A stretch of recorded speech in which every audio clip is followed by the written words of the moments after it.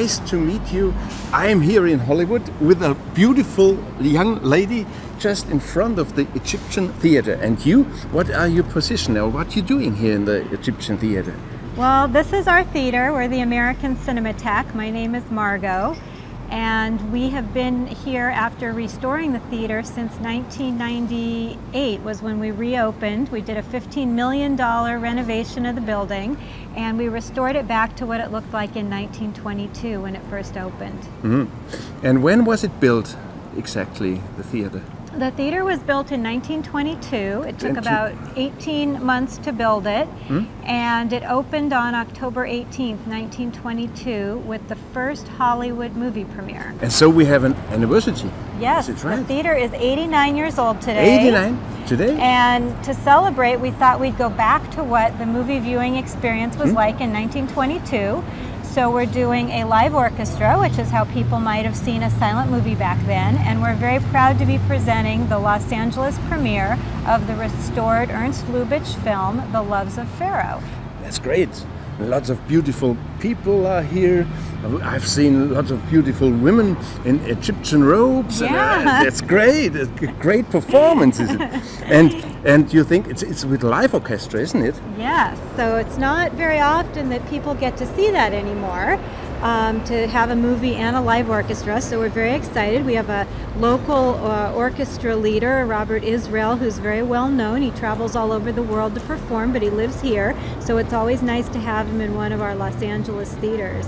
Yeah, so we are all very excited to see and for the film and to hear the orchestra. And what is something special for you to see that now or to hear it now? Is there something special for you now? Well, I've been with the theater since before we opened, so I have a very close relationship with the Egyptian, and it has amazing natural acoustics the way it was built, so it is a real treat to hear live music in there. It just fills the auditorium in the most magical way, and this film, being that it's Egyptian subject matter, is just perfect to show here. I've seen part of the restoration that was ready earlier this year. I haven't seen the whole thing though. And the sets look very much like this building. Thomas was telling me that there was a period in Egyptian history which this theater is based on, and also the sets in the movie, which is different from the Cleopatra dynasty that came later.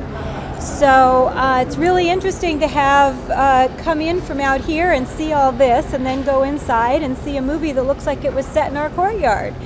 What do you think about German television here in America? Well, German television is great. We actually are doing our German film series next week, so we will be inviting a lot of people from Germany, filmmakers, to come and share their films. We have, I think, about 10 new films that we're showing. So we work very closely with German cinema, so it's really interesting to have an 89-year-old German film premiere here just a week before our new German cinema series. And we hope that people watching this, when they visit Hollywood, will come. You can see movies here. It's open to the public, and it is the theater where the very first Hollywood movie premiere ever took place.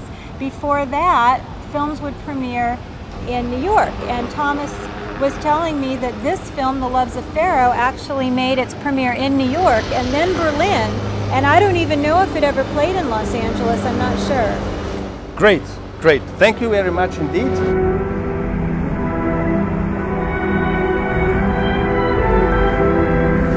Hello, I'm Glenn Erickson, an American film reviewer online called DVD Savant.